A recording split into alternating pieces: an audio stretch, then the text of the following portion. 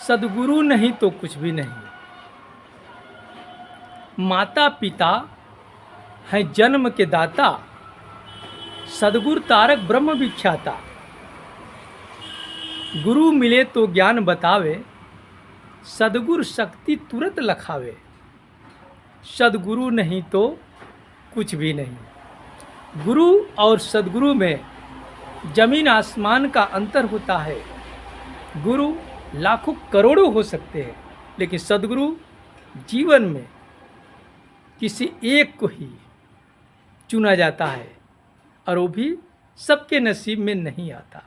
लेकिन हाँ, आप जो है शरीर छोड़ने के बाद यह न कह सके कि मुझे सद्गुरु नहीं मिला अथवा मुझे कोई बताने वाला नहीं मिला। इसलिए परम शक्ति सत्ता आपको यह अवसर देता है कि आप ऊपर जा कर के यह शिकायत न कर सके कि आपको कोई बताया नहीं।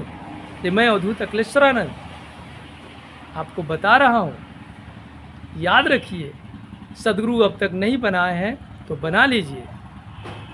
गुरु आपको बताएगा।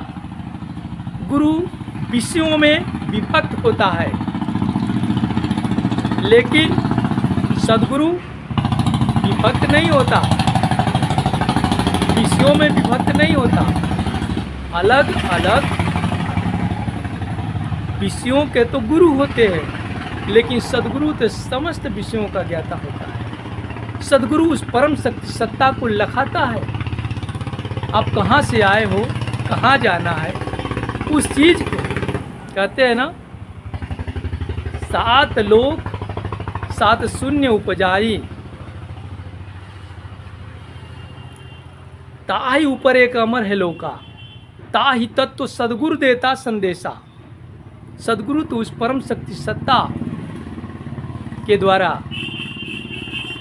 भेजे गए हैं, धरती पर अवतरित होते हैं, क्योंकि गुरु बताता है, सद्गुरु पांव पकड़कर वहाँ तक पहुँचाता है। देखिए, भगवान हम जिन्हें मानते हैं, जिनकी पूजा आज विधि विधान से इस धरती पर हो रही है, उन्हें भी सद्गुरु से होकर ही गुजरना पड़ा।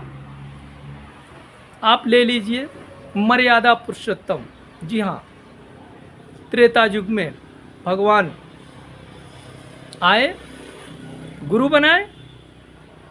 गुरु वशिष्ठ के यहाँ जाकर चारों भाई दीक्षा प्राप्त किए, लेकिन वहीं पर विश्वामित्र आते हैं और अपने महायज्ञ की रक्षा कराने के लिए राम और लक्ष्मण दोनों भाई को लेकर जाते हैं। ताड़का मारी सुबाहु सबको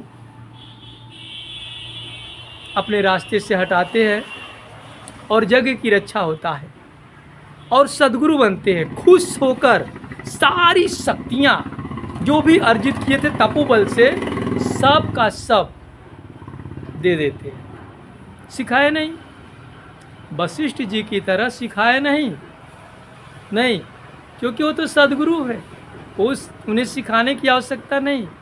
वह टोटल अपने शिष्य पर न्यौछावर कर देते हैं। भगवान भी आए धरती पर तो सद्गुरु बनाए। अब आइए द्वापर युग में भगवान श्री कृष्ण को सभी लोग जानते हैं, और आप ये भी दिखे हैं, सुने हैं सीरियल के माध्यम से, लोगों के कथाओं के माध्यम से, कि कैसे 6 दिन में ही पूतना को मार डाले। यानी उनके पास तो अद्भुत दिव्य शक्तियाँ थी, क्योंकि वह तो अवतारी थे।